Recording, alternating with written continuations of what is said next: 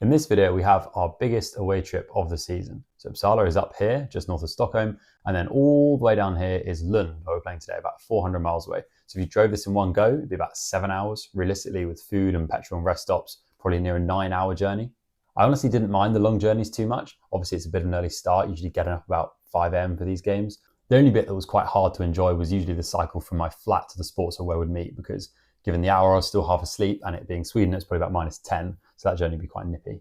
Then, as soon as we set off in the back of the minivan, armed with my trusty pillow, I just fall asleep. So from my perspective, I just teleported halfway there. So turning a 9-hour journey into like a 4 or 5-hour journey, which is a lot more manageable.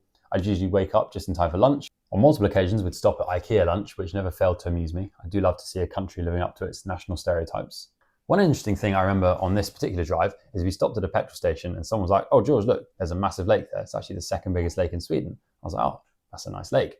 And then we got in the minivan, set off again, and I slept probably for a good hour, hour and a half, maybe 2 hours, and looked out the window when I woke up and thought, "Oh, another nice lake. Lots of nice lakes in Sweden." And turns out it's actually the same one we're driving past for the last 2 hours. So long story short, Sweden has a lot of big lakes. Anyway, enough geography, time for the volleyball. Here we go then, first rally to get us started, and it is a massive bounce from the Lund middle, but thankfully is just wide, very lucky for us.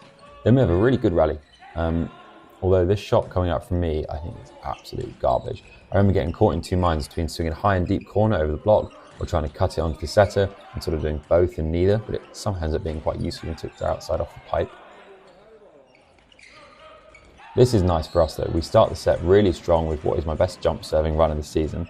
I can't remember what our serving tactic was for this game.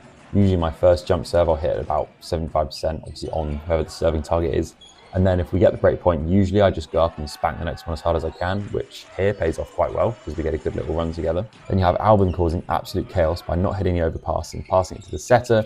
You've got bodies flying everywhere, free net, happy days.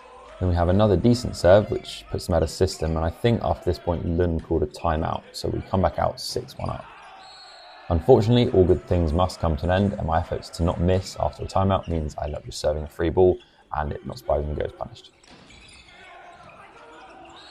I love this from Alex, our setter, and setters generally who are good on the second ball. You win a lot of free points, and also I find when setters are good at using the second ball, they're generally better at setting balls tight to the net, which means your passing window is much bigger. Oh my God, he cranked that. Anyway, yes, nice use of the second ball. Okay, now this obviously isn't ideal to just watch a ball hit the floor, but in my defense, that was quite a good serve. This next point is as good a time as any to draw your attention to what I personally think is my biggest weakness in volleyball, blocking. It's not necessarily the most consequential thing, and I think there's other things that would be hypothetically more likely to keep me off court, but on my volleyball top trumps card, as it were, I think blocking would be my worst stat. Bloody hell, that was a clean kill. Clean middle kills, I think, are much more satisfying to watch than anything else. There's nothing quite like a middle bouncing a ball. Shame was the other team, but still, part of everything. And nice volleyball is nice volleyball, worth appreciating either way. Unfortunately, after our good start to the set, Lund slowly chipped away at our lead, and after a couple good service runs of their own, got themselves to a pretty comfy 24-20 position to take the first set. Another big bounce. These next 2 points illustrate something I think I do quite well, which is after a bad pass or shank, I think it's quite common for players to hide and say if the next ball comes in a seam, they'll be inclined to leave it. I think I'm quite good at doing the opposite, so after I shank a ball, I try and take more court and play myself back into it.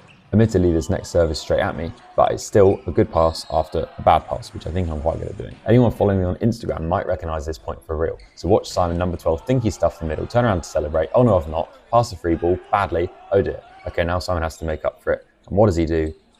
Big boy gets a stuffed block. Anyway, back to what I was saying about blocking. The problem as I see it is twofold. Firstly, my blocking mechanics aren't great, so I don't open my hips enough when I turn to swing block, and I more sort of cross my feet over, which combined with my general lack of bounciness means I don't get up super high. Then in the air, similarly, my form isn't brilliant, so I'm not pressing over enough the net, I'm not using my core enough, and I'm just too passive.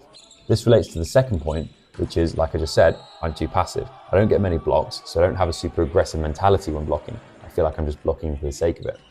It gets better, but also worse, in that the bit of blocking I do well is that I'm quite good at reading the setter and the hitter.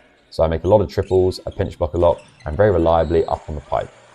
More problematically though, is because I often make a good read on the wing hitter, I then end up reaching because I'm trying to block what I've seen. For example, I see they've opened up to hit line, so I dive and try and reach across to the line. The problem though is because my blocking mechanics are quite suboptimal, I often don't actually finish the block well, so even though I've made the read, I just go block out. So I either then need to improve my mechanics and stay aggressive on the reads, or, and this is what I did a lot better this season, stay more disciplined and just take away space. Obviously still need to improve the mechanics to take away more space, get up higher, take more court. Unfortunately, that side out was too little too late, and Lund comfortably took the second set. I don't have much to show you from the third, as quite honestly, it wasn't pretty and we were decisively beaten. As I talked about in the previous video, we had quite a lot of teething problems the first half of the season. It really took a while to find our feet. It didn't help also with this away weekend, we were missing some key players and our coach, who were too ill to travel. So he was watching the stream and calling the shots remotely. So that's it from this game, unfortunately. The only other thing I have to say is look at how high their middle takes this ball. That is a joke. Even if it's the opposition team, sometimes you've got to say hats off to you. That was quite cool. Anyway, I got MVP again this game, which was nice. Felt slightly more deserved than the previous one, although still a long way from what I think of as a top performance for myself. But 2 MVPs from 2 starts obviously helps my case of keeping that spot. Thankfully, after the game, we weren't driving all the way home, as that would be a seriously long doubt. We drove a few miles up the road to our hotel where we were staying, because the next day on Sunday we'll be playing last season's champions, Hilter Hampstead. So to see how we got on against them, you'll have to stick around for the next video.